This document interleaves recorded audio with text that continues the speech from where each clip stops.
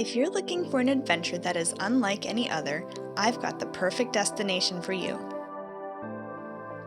There are very few places in the world that can compare in singularity to the unspoiled islands of the Galapagos. This unique archipelago is a double World Heritage Site, which means that both land and sea are protected areas. It is because of this that rare plants and animals alike have been allowed to live and thrive with very little disturbance from the outside world. Let's dive in and see what makes this unique destination a must-see for every world traveler.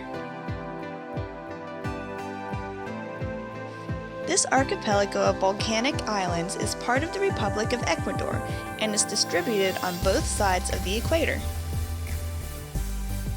The Galapagos consists of 13 main islands, a handful of minor islands, and hundreds of rocks and insects. This fascinating destination was made famous by Charles Darwin, whose research here led to the discovery of many new species of plants and animals, as well as his famous theory of evolution by natural selection. These islands have long been hailed by scientists as a destination of discovery, even today. The islands are home to more than 200 different species of animals, many of which are endemic, meaning that they can be found nowhere else in the world. The famous giant tortoise even lends its name to the islands, as Insula de los Galápagos translates to the Island of the Tortoises.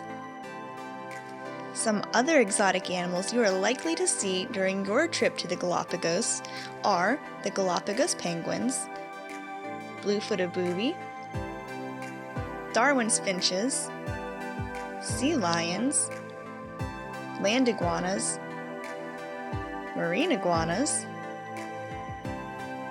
dolphins, sharks, whales, and manta rays, among many more.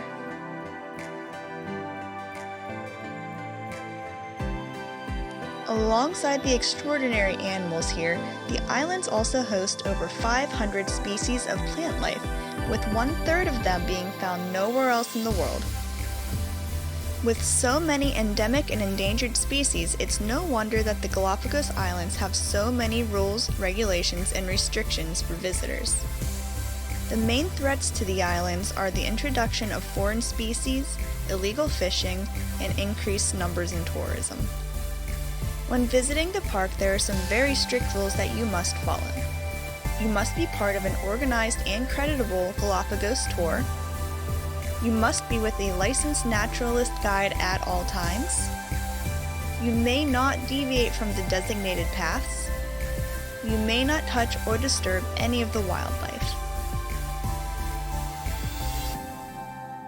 These are just a few examples of what you can expect while you're a guest in the park. And for good reasons. If we want to preserve the islands and all of their natural wonders, we must do our part to keep them and their inhabitants safe. As these islands are right on the equator, you would expect them to be extremely hot all year round. However, that's not exactly the case. Being located in the middle of the Pacific Ocean, the temperature is very much dictated by the surrounding currents, which often bring cool winds and waters into the islands. This keeps them at a comfortable temperature all year long. This archipelago experiences 2 seasons of weather. The wet season lasts from December to May and offers warm, sunny days with very little breeze, though the temperature is quite comfortable in the upper 70s and lower 80s. The dry season is from June to November and is actually the cooler of the 2 seasons. During this time of year, you are likely to experience thick fogs, bursts of rain, and cool breezes, with an average temperature being in the 70s. So are you ready to start packing yet? A few more things you should know before you start planning your adventure.